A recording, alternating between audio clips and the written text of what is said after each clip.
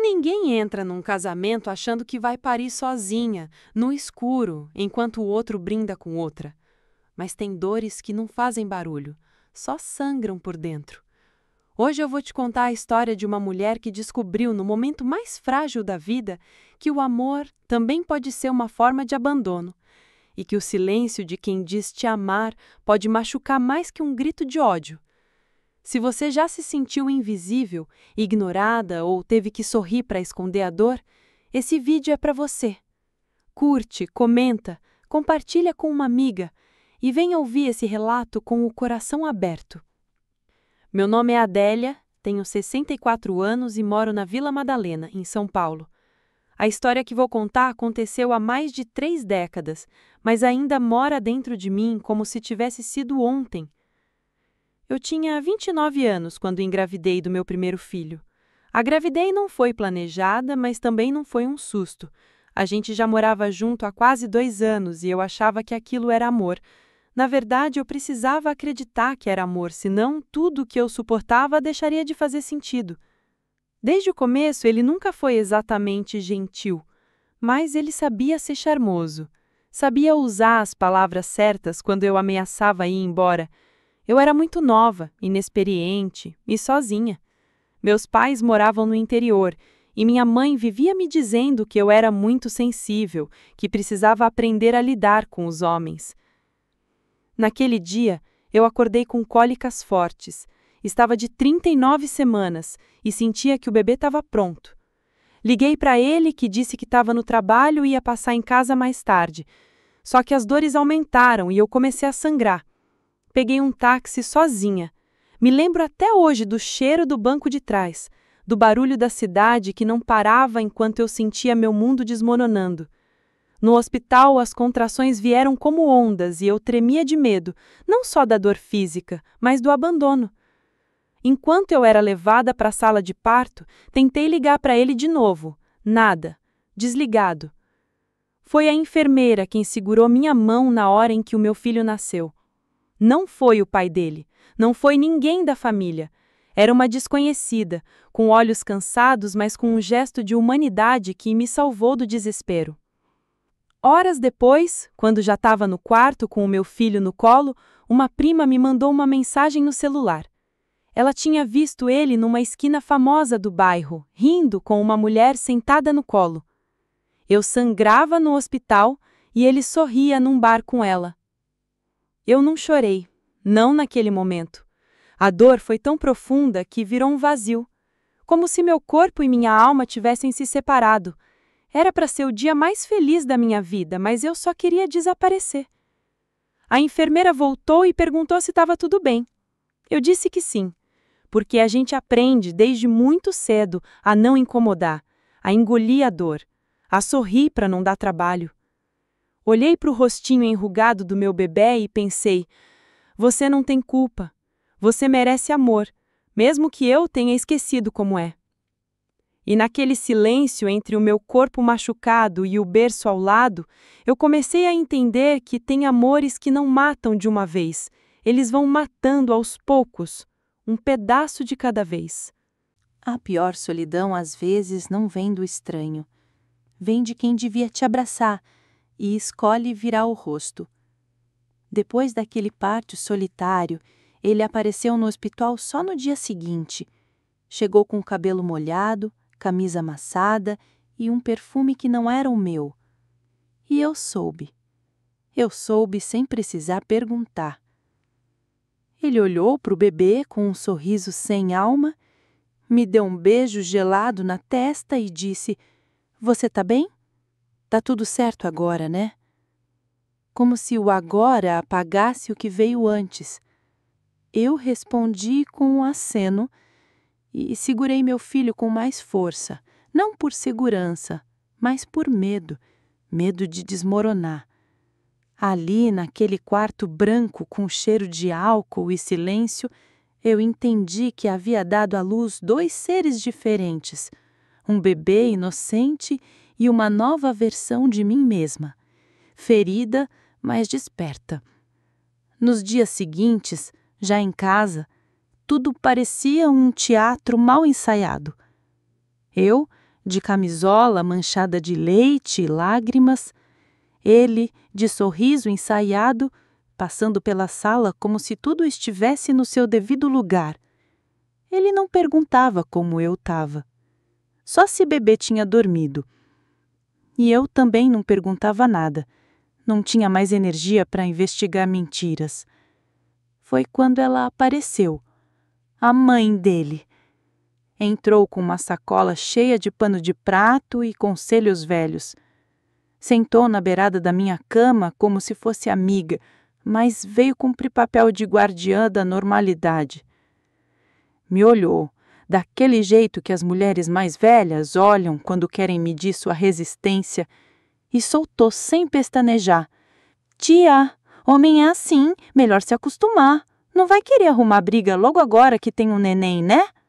Me acostumar. Como se a traição fosse parte do enxoval. Como se parir sozinha fosse só mais uma etapa da maternidade moderna. Tentei sorrir, mas a minha boca estava seca, a garganta travada, e o peito parecia ter 2 pedras no lugar dos seios rachados. Então eu só disse, tô cansada, e fui pro banheiro com meu filho no colo, fingindo precisar trocá-lo. Na verdade, eu precisava fugir. Fechei a porta e sentei no chão frio, abraçada com aquele pacotinho de vida que não entendia nada do que estava acontecendo.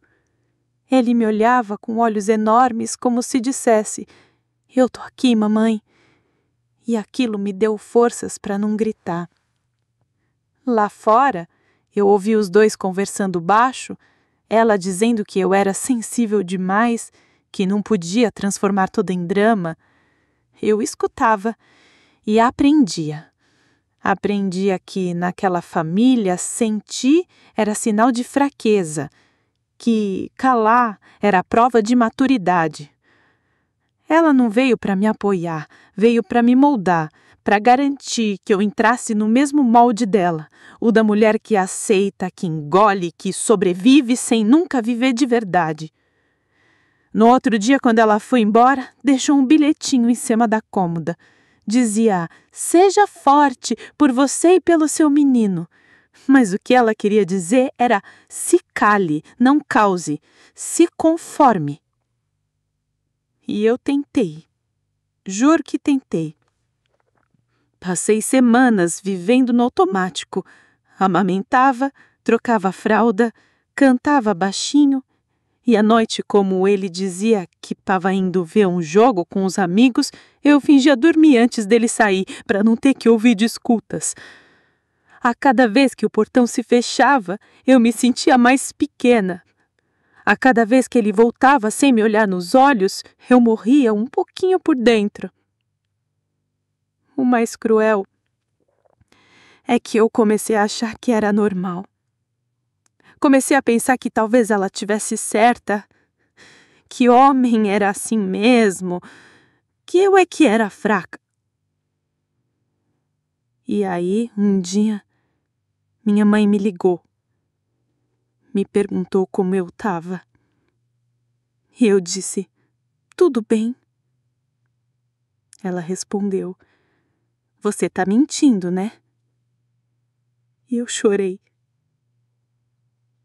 Chorei em silêncio, com o telefone colado no rosto. Chorei por mim, por ela e por todas as mulheres que tiveram que aprender a sorrir com o coração em ruínas. Tem coisas que a gente nunca esquece. E não é porque foram lindas, é porque doeram demais. Naquela madrugada, eu precisei de coragem para viver. E ele desligou o celular. Era por volta de 2 da manhã, quando as contrações começaram mais fortes. Eu já tinha passado o dia com um desconforto estranho, mas tentava acreditar que era só ansiedade. Na verdade, era medo. Medo de que ele não estivesse lá. Ele estava no quarto ao lado, assistindo TV, com a luz do celular piscando no rosto. E mesmo com tudo o que já tinha acontecido, mesmo com a distância entre a gente já gritando, eu ainda tinha esperança. Esperança de que, pelo menos naquela hora, ele ia ser o homem que prometeu ser. Chamei por ele. Disse que estava sentindo muita dor. Ele respondeu sem tirar os olhos da tela. Respira, vai passar. Se for sério, me chama de novo. Me chama de novo, como se eu fosse uma criança com cólica. Voltei para o quarto e me encolhi na cama, abraçada com a almofada de amamentação que nem tinha sido usada ainda. As dores vinham como ondas, e eu contava os segundos, tentando lembrar o que a enfermeira disse sobre os intervalos. Liguei para ele do próprio celular do outro cômodo. Foi quando percebi. Deslibrado? Ele tinha desligado o celular. A primeira contração do parto e ele desligou o celular. Naquele instante, o medo virou raiva, e a raiva virou força. Levantei, ainda de camisola, e fui sozinha até o banheiro. Me olhei no espelho e me vi pálida, suada, com os cabelos grudados na testa, e pensei, é assim que começa a minha maternidade, sozinha e inteira. Ironia, né? A gente passa a vida sonhando com a chegada do bebê e quando chega, a gente está num campo de guerra.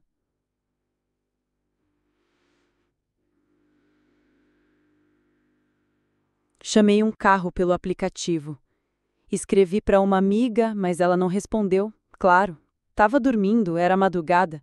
Então fui, com a bolsa nas mãos e um nó na garganta. A cada solavanco do carro, uma contração. E a lembrança dele, deitado no sofá, me olhando com indiferença. Lembro até da cor da toalha que ele usava no ombro, vermelha. É louco como certas imagens grudam na alma. No hospital, fui recebida por uma enfermeira jovem, com voz doce. Ela viu minha expressão e me perguntou: cadê o pai? E eu disse que ele estava a caminho. Mentira. Mas mentido é a menos que admitir a verdade. Fui levada para a sala de parto. O anestesista perguntou se eu queria esperar mais um pouco caso o pai tivesse vindo. Respondi: ele não vai vir. E ele não veio. Na hora de empurrar, uma dor cortava o corpo. Mas a dor da alma era mais funda. Cada força que eu fazia era como expulsar não só o bebê, mas também os restos do que eu achava que era amor. E foi assim, entre luzes brancas e silêncio cortante, que meu filho nasceu.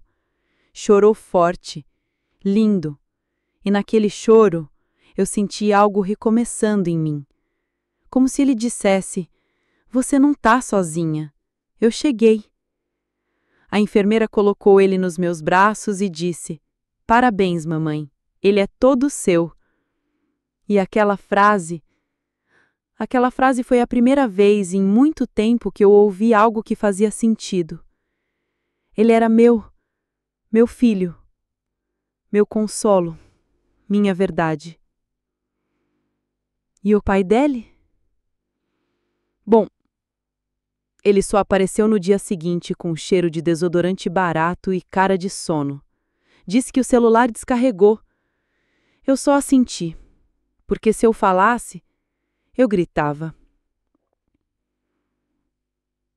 E naquela hora, olhando ele pegar o bebê no colo como se fosse mais um troféu, eu entendi que o amor verdadeiro da minha vida não era ele. Era aquele serzinho que chorava baixinho no meu peito. Foi naquela madrugada que eu parei de esperar. Parei de pedir. Parei de acreditar em promessas vazias. E comecei, silenciosamente, a construir a minha saída. A mentira mais difícil de sustentar é aquela que a gente conta para si mesma. Depois que voltamos do hospital, as visitas começaram a chegar. Tias, vizinhas, amigas antigas que eu nem via mais. Todas com aquele mesmo sorriso forçado e a frase pronta. E aí, como tá sendo a vida de mãe? Eu respondia sempre igual. Uma loucura, mas maravilhosa. Era automático, como quem aperta um botão de sobrevivência. Mas dentro de mim era outra coisa. Dentro de mim havia um cansaço que não cabia em palavras, um vazio onde antes existia a esperança e uma vergonha que não era minha, mas que eu carregava como se fosse. Eu fingia, o tempo todo. Fingia que estava tudo bem quando ele saía para resolver umas coisas.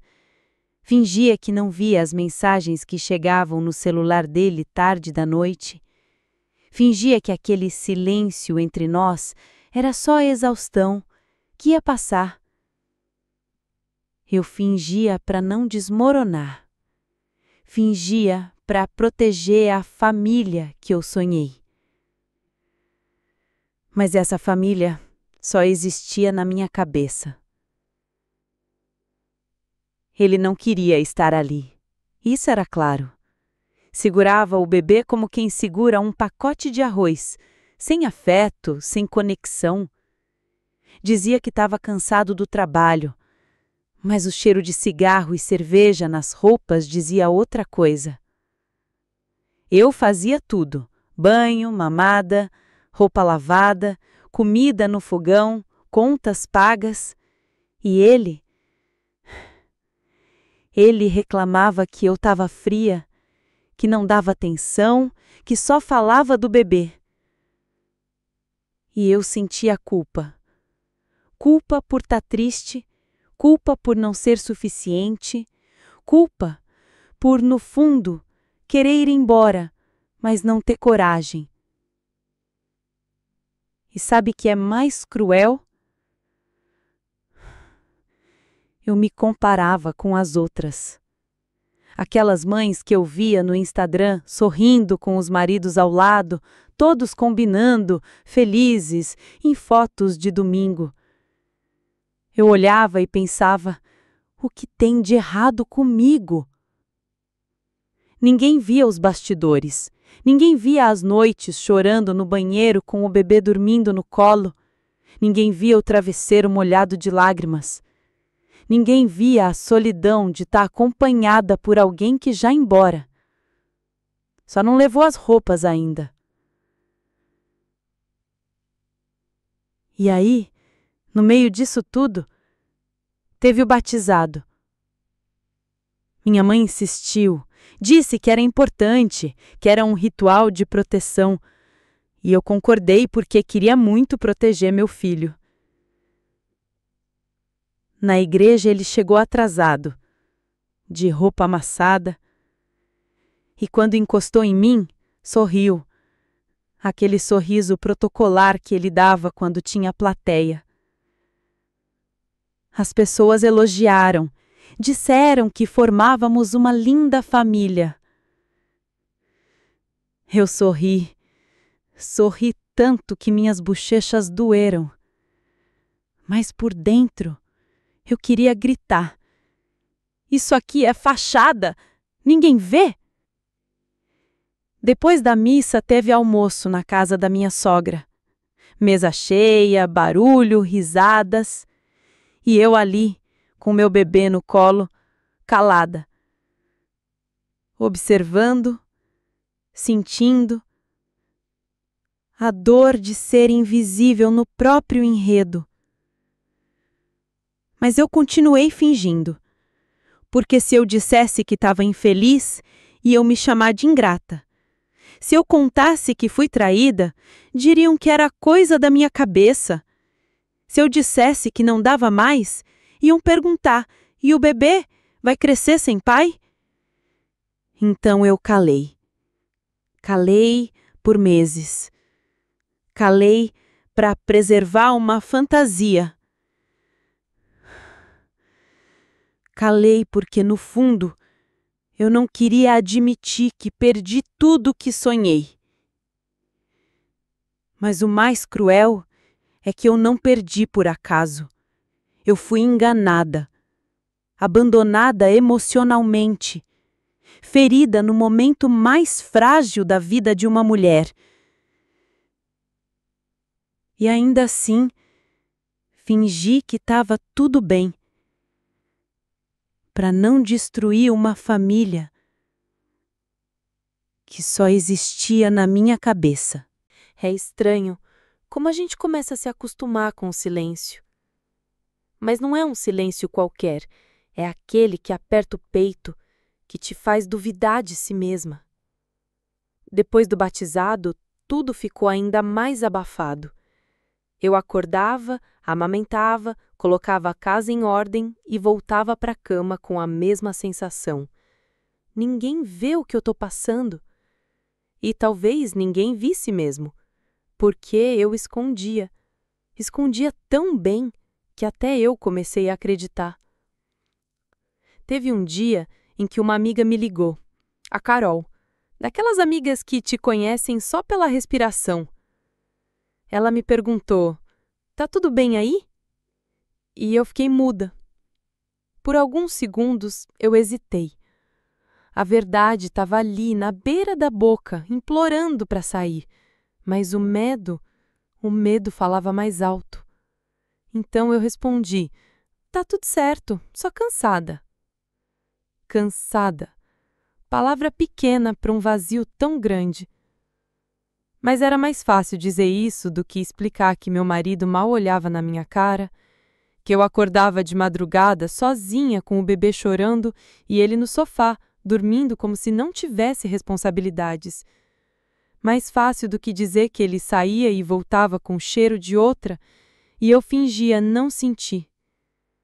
Mas o pior não era fingir para ele, era fingir para os outros, para minha mãe, que perguntava se ele estava ajudando, para minha sogra, que fazia questão de me lembrar que, pelo menos, ele está em casa, para os vizinhos, que viam a gente saindo juntos aos domingos como uma família feliz.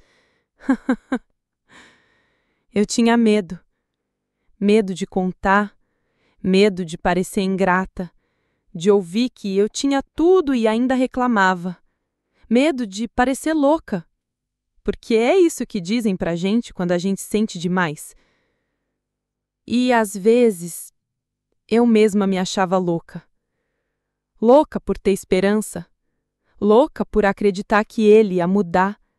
Louca por ainda sonhar com uma foto nossa feliz na parede. Teve um dia, eu tentei conversar. Fui até ele. Sentei no sofá com o bebê dormindo no quarto. Respirei fundo e disse: "A gente precisa conversar." Ele nem levantou os olhos do celular. Disse só: "Lá vem você, que foi agora?" Naquele momento, tudo que eu tinha preparado na cabeça desmoronou. Porque eu não queria brigar, eu só queria ser ouvida, ser vista, ser considerada. Disse com a voz mais calma que consegui: "Eu tô me sentindo sozinha. A gente mal se fala, você some, eu tô me sentindo abandonada." Ele bufou. Disse que eu estava exagerando, que eu precisava me tratar, que muitas mulheres dariam tudo para ter o que eu tenho. Eu sorri. Sabe aquele sorriso que a gente solta para não chorar? Foi assim. Levantei, fui até o quarto e chorei baixinho. De novo. E aí eu entendi que enquanto eu tivesse medo de ser chamada de louca, ingrata, exagerada, eu ia continuar prisioneira. Porque essa é a armadilha. Nos fazem acreditar que o que sentimos é errado, que a nossa dor não é válida, que exigir respeito é drema, que querer presença é cobrança demais. Eu comecei a escrever num caderno, pequeno, azul, que ficava na gaveta do criado mudo. Lá eu contava tudo. Os dias em que ele voltou com o perfume estranho, as noites em que o bebê chorou e eu chorei junto, as vezes em que pensei em ir embora, mas fiquei. Por medo, por falta de coragem, por culpa. Aquele caderno virou meu refúgio, minha terapia silenciosa. Porque se eu não podia contar para ninguém, pelo menos ali eu era honesta comigo mesma. E foi nesse processo de escrever que eu comecei a enxergar que eu não era ingrata, nem louca. Eu era uma mulher ferida, exausta, tentando manter viva uma relação que só existia porque eu empurrava sozinha. Eu não precisava de aprovação, não precisava de plateia, só precisava de paz. Mas naquele momento, ainda não era a hora. Eu ainda não tinha força. Ainda achava que podia salvar tudo. Então, segui fingindo, com medo, com vergonha, com aquele silêncio que grita dentro da gente quando o mundo ao redor insiste em dizer que tá tudo bem. Tem noites que a gente não esquece. Não porque aconteceram grandes coisas, mas porque foi nelas que tudo desabou dentro da gente. Era inverno, final de junho. Lembro porque fazia frio e o cobertor que eu tinha não era suficiente para aquecer o que faltava em mim. O bebê estava com uns 2 meses. Eu tinha passado o dia todo sozinha, como sempre. Ele saiu cedo dizendo que tinha reunião, mas não voltou para almoçar, nem ligou. Aquela ausência silenciosa já era parte da rotina. Mas naquele dia, algo me doía diferente. Talvez fosse o cansaço acumulado, ou a solidão, ou só o fato de eu ter me dado conta de que fazia semanas que não ouvia a própria voz sendo tratada com carinho. Anoiteceu. Dei banho no bebê, preparei uma sopinha para mim, comi sozinha. E quando deu 11 da noite, ele ainda não tinha voltado. Liguei, nada. Desligado de novo. Sentei na beira da cama e olhei para o berço. Meu filho dormia tranquilo, tão pequeno, tão puro.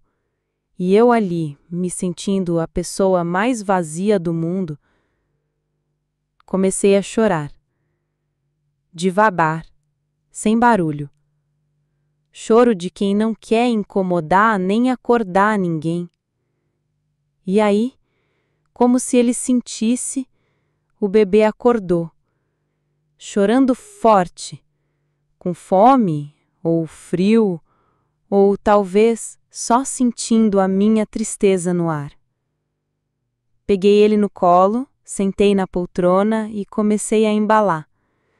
Ele encostou o rostinho no meu peito e, mesmo chorando, era como se dissesse: "Tô aqui, mamãe." E naquele instante, eu chorei junto. Choramos nós dois. Ele com o choro inocente da infância, eu com o choro engasgado da mulher que segura o mundo e não pode soltar. Segurei ele com força, como se ele fosse âncora e salvação ao mesmo tempo. E era.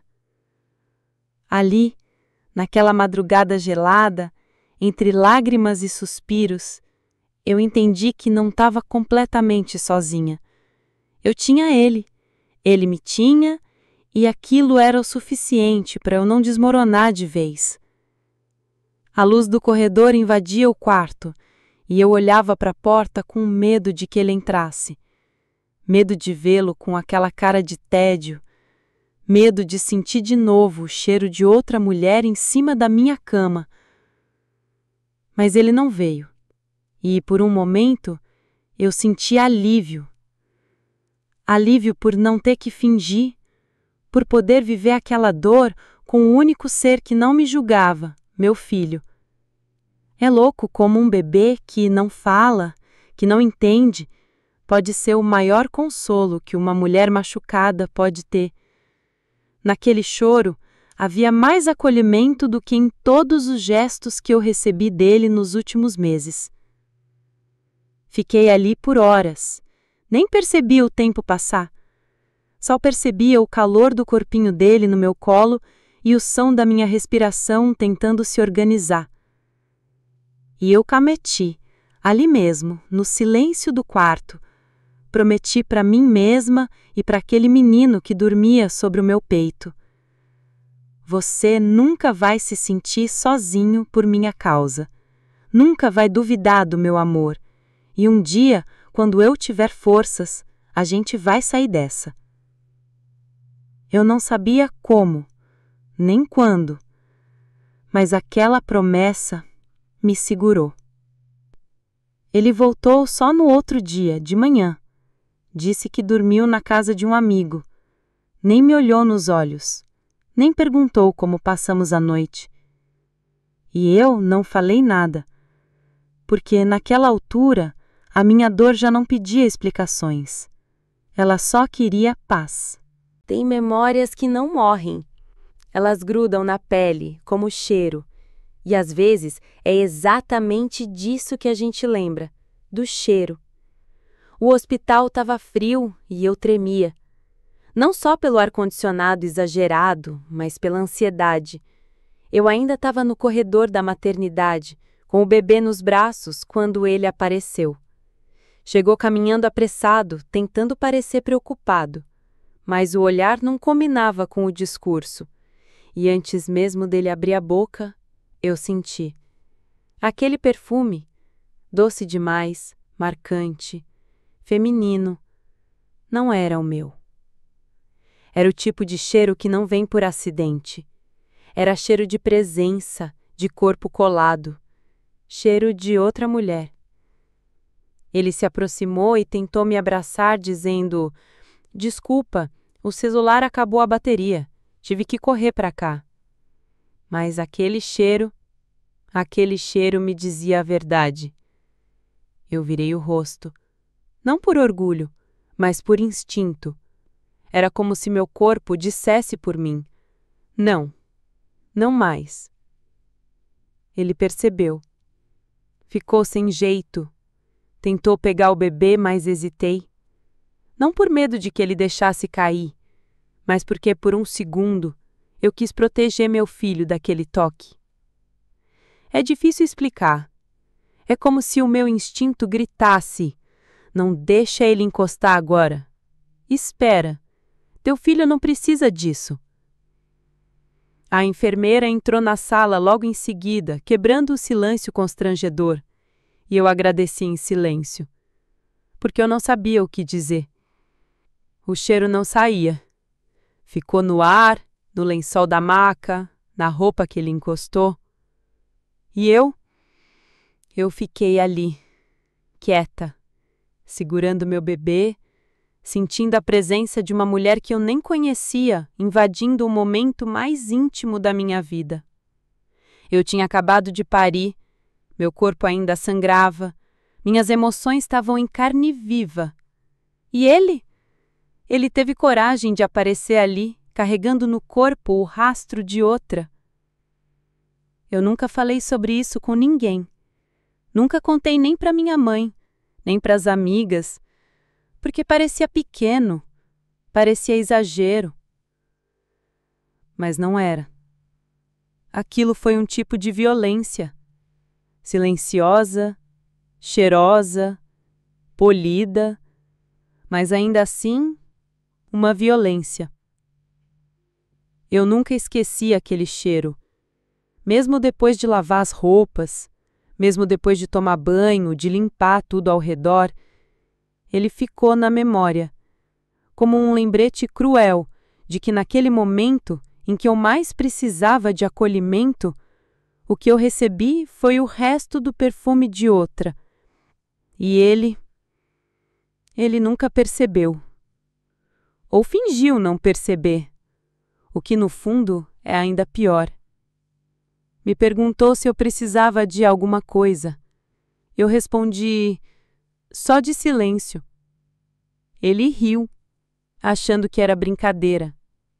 Mas não era. Naquela noite, ele dormiu na cadeira ao lado do meu leito. Roncou. Enquanto eu, com os olhos abertos, Embalava o bebê e sentia o cheiro do travesseiro. Ainda não era o meu. Ainda era o dela. E foi ali, entre a escuridão do quarto e a luz baixa da maternidade, que eu entendi que o que ele carregava no corpo era mais do que perfume. Era a escolha de não estar comigo, de não respeitar o momento, de preferir o prazer ao cuidado, o ego ao compromisso. E eu parei de esperar. A partir daquela noite, comecei a me preparar, aos poucos.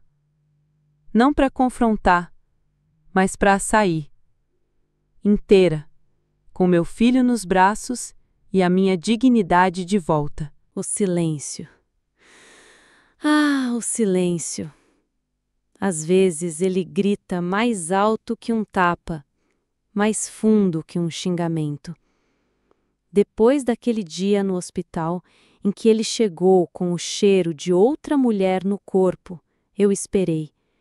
Esperei por um olhar diferente, um gesto, uma palavra, qualquer coisa que indicasse arrependimento. Mas não veio. Não teve "me desculpa", não teve "eu errei", não teve nada. Ele agia como se tudo tivesse normal, como se não tivesse me deixado sozinha no momento mais vulnerável da minha vida, como se não tivesse chegado sujo de ausência e perfume alheio. Ele pegava o bebê no colo, fazia piadinhas, dizia que era o pai babão. Diante da família, fingia que estava encantado. Mas quando as portas se fechavam, ele desaparecia dentro da própria casa. E eu? Eu andava pelos cômodos como uma fantasma. Cuidava de tudo, da casa, do bebê, da rotina. E de mim, quase nada. Teve um dia em que tentei puxar assunto. Perguntei: "Você quer conversar sobre o que aconteceu?" Ele respondeu seco: "Sobre o quê? Tá tudo bem agora, não tá?" E foi assim que ele matou o assunto. Com uma frase. Com um desdém. E eu percebi. Ele não ia se desculpar, porque para ele nada de errado tinha acontecido.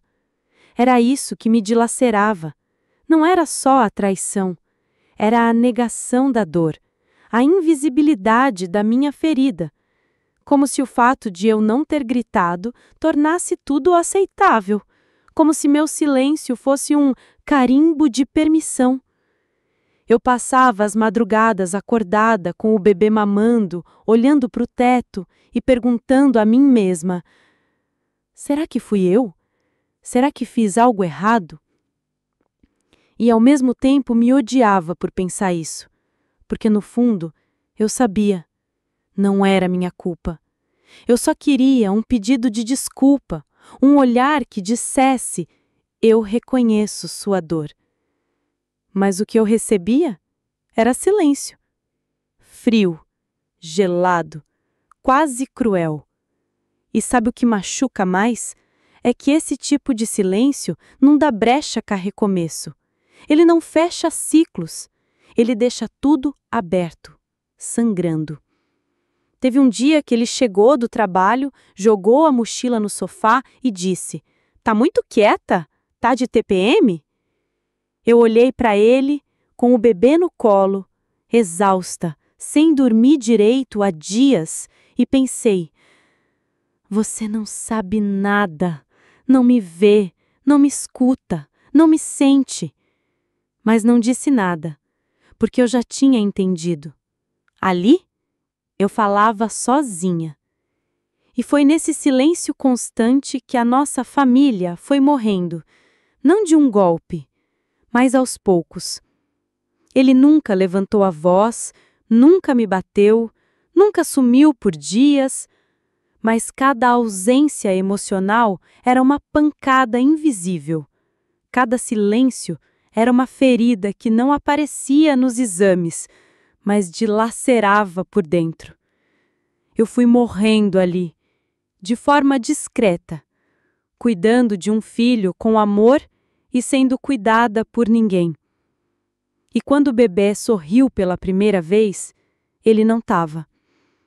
Quando o bebê falou, mamãe, ele não viu. Quando o bebê teve febre e eu passei a noite em claro, ele dormiu em outro cômodo. E nunca pediu desculpa, nem por não estar, nem por não sentir, nem por não se importar. Foi ali que a ficha caiu. Ele não ia mudar. Não porque não podia, mas porque não queria. E não havia nada mais solitário do que dividir a casa com alguém que agia como se tudo estivesse bem, quando tudo doía. Não teve briga, não teve porta batida, não teve grito. Teve só uma manhã silenciosa, comum, como tantas outras. Mas eu sabia, naquele dia, ao fechar a porta atrás dele, eu não ia mais fingir. Foi ali que começou minha libertação. Demorei para entender que eu não precisava de um pedido de desculpa para seguir em frente, que o silêncio dele não precisava mais me aprisionar, que meu valor não dependia do olhar de ninguém. Comecei com pouco. Economizei dinheiro escondida, costurei para fora, anotei tudo num caderninho azul que guardei debaixo do berço, e toda noite, antes de dormir, eu fazia uma promessa para mim mesma. Você vai sair disso, vai sair com dignidade, vai sair inteira. Não foi fácil. Chorei muito, tive medo, mas cada lágrima que escorreu era também uma limpeza. E então, um dia, eu fui. Sem grito, sem escândalo, sem carta de adeus, só com meu filho no colo e a certeza de que eu não ia mais aceitar viver pela metade.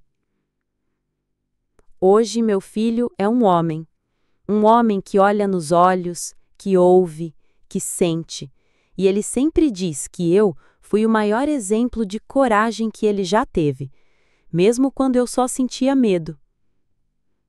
Eu não venci da forma como muitos imaginam. Não virei empresária, nem escrevi livro, mas eu me reconstruí, peça por peça, dia por dia, silêncio por silêncio.